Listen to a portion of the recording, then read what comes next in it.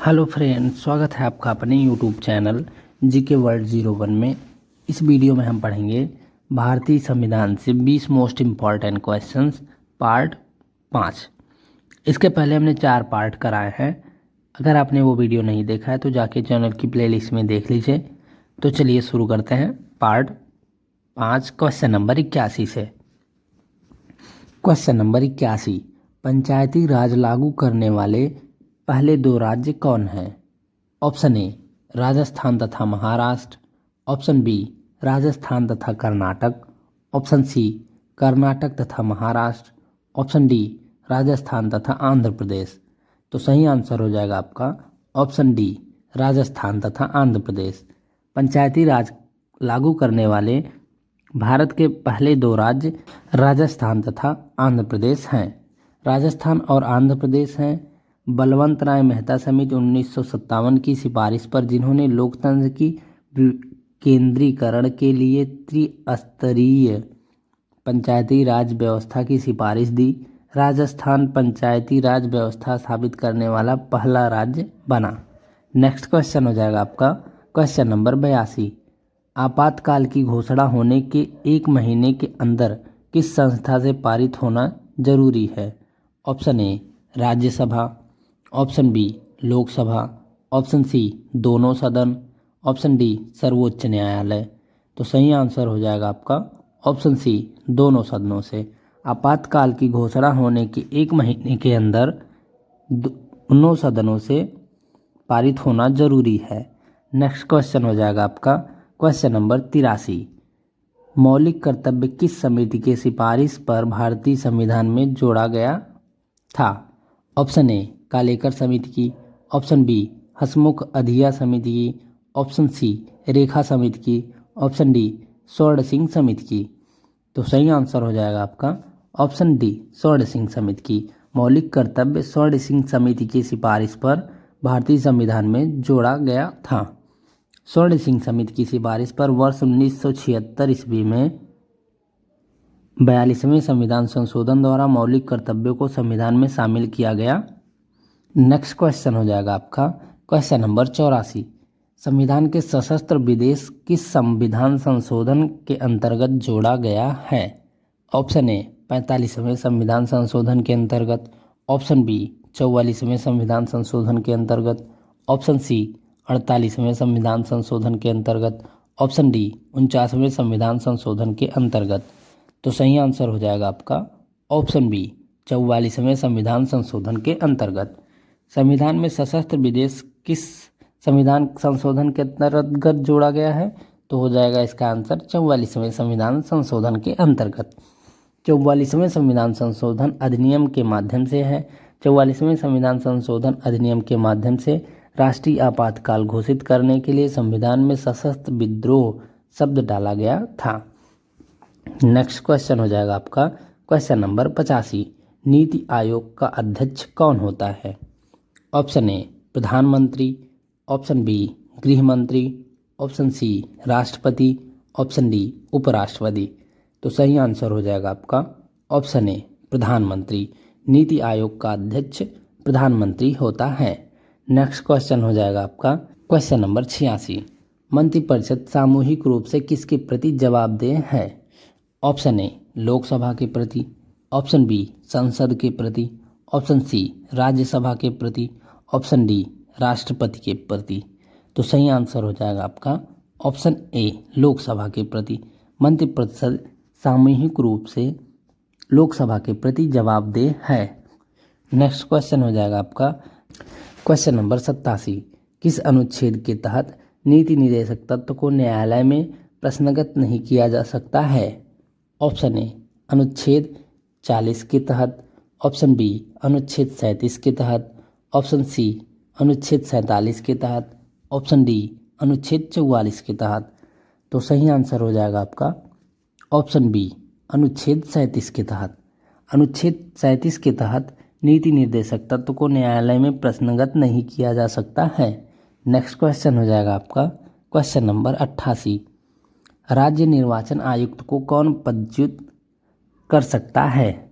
Option A राज्यपाल, option B राष्ट्रपति, option C प्रधानमंत्री, ऑप्शन डी जो प्रक्रिया उच्च न्यायालय के न्यायाधीश को हटाने का है। तो सही आंसर हो जाएगा आपका ऑप्शन डी जो प्रक्रिया उच्च न्यायालय के न्यायाधीश को हटाने का है। राज्य निर्वाचन आयुक्त को पदच्युत जो प्रक्रिया न्यायालय के न्यायाधीश को हटाने का है, राज्य न्यायालय के न्यायाधीश को हटाने का या उच्च न्यायालय के न्यायाधीश को हटाने का है, वही सेम प्रक्रिया है राज्य के निर्वाचन आयुक्त को हटाने का। नेक्स्ट क्वेश्चन हो जाएगा आपका क्वेश्चन नंबर 89। भारत में कितनी बार आपातकाल लागू हो चुका है? ऑप्शन ए 1 बार, ऑप्शन बी 3 बार, ऑप्शन सी 2 बार, ऑप्शन डी 4 बार। तो सही आंसर हो जाएगा आपका ऑप्शन बी 3 बार। भारत में 3 बार आपातकाल लागू हो चुका है। स्वतंत्रता के बाद भारत में 3 बार आपातकाल की स्थिति घोषित की गई है।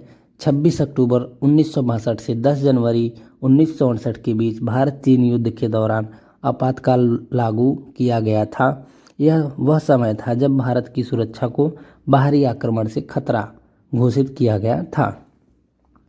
नेक्स्ट क्वेश्चन हो जाएगा आपका क्वेश्चन नंबर 90। संविधान की उद्देशिका में किस मौलिक अधिकार का वर्णन नहीं है? ऑप्शन ए आर्थिक स्वतंत्रता, ऑप्शन बी विचार की स्वतंत्रता, ऑप्शन सी विश्वास की स्वतंत्रता, ऑप्शन डी अभिव्यक्ति की स्वतंत्रता।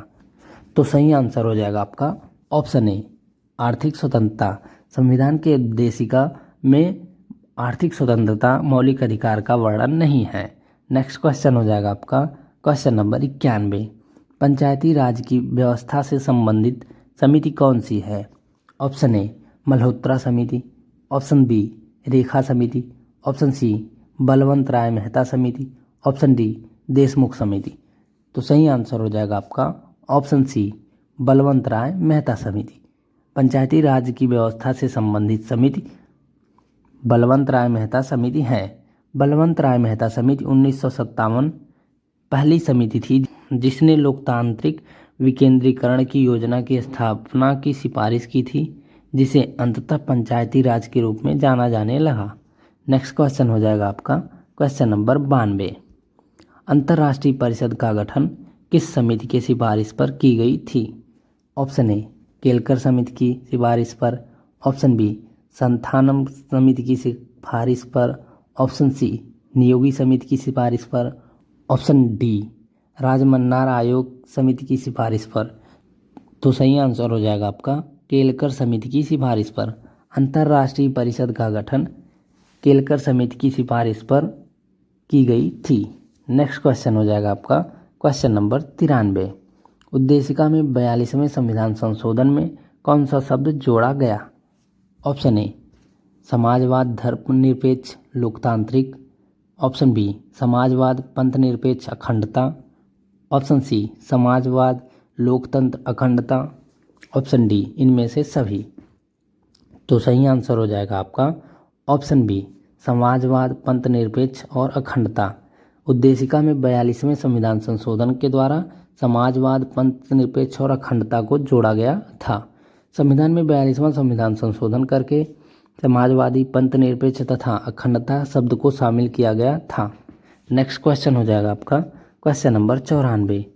भारत के राष्ट्रपति को किस प्रकार पदच्युत किया जाता है? ऑप्शन ए विधायी प्रक्रिया द्वारा, ऑप्शन बी न्यायिक प्रक्रिया द्वारा, ऑप्शन सी संसदीय प्रक्रिया द्वारा, ऑप्शन डी उपरोक्त में से सभी। तो सही आंसर हो जाएगा आपका ऑप्शन सी संसदीय प्रक्रिया द्वारा। भारत के राष्ट्रपति को संसदीय प्रक्रिया द्वारा पदच्युत किया जाता है। संसदीय प्रक्रिया द्वारा महाभियोग लगाकर, संसद द्वारा महाभियोग लगाकर पदच्युत किया जाता है। नेक्स्ट क्वेश्चन हो जाएगा आपका क्वेश्चन नंबर 95। भारत का राष्ट्रपति किस प्रकार के वीटो का प्रयोग करता है?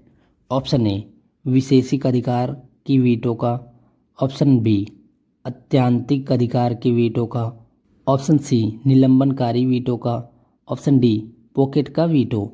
तो सही आंसर हो जाएगा आपका ऑप्शन ए विशेषिक अधिकार के वीटो का प्रयोग करता है। भारत का राष्ट्रपति विशेषिक अधिकार के वीटो का प्रयोग करता है। नेक्स्ट क्वेश्चन हो जाएगा आपका क्वेश्चन नंबर 96। भारतीय संविधान के अनुसार दल बदल के आधार पर निर्भरता का उल्लेख है? ऑप्शन ए 9वीं अनुसूची में, ऑप्शन बी 10वीं अनुसूची में, ऑप्शन सी 8वीं अनुसूची में, ऑप्शन डी 5वीं अनुसूची में। तो सही आंसर हो जाएगा आपका ऑप्शन बी 10वीं अनुसूची में। भारतीय संविधान के अनुसार दल बदल के आधार पर निर्भरता का उल्लेख 10वीं अनुसूची में है। नेक्स्ट क्वेश्चन हो जाएगा आपका क्वेश्चन नंबर 97। निम्नलिखित में से कौन सा कथन लोकसभा के उपाध्यक्ष के संदर्भ में सही नहीं है? ऑप्शन ए यह लोकसभा के ही सदस्यों में से चुना जाता है। ऑप्शन बी उपाध्यक्ष अपने पद पर लोकसभा के कार्यकाल के दौरान रहता है।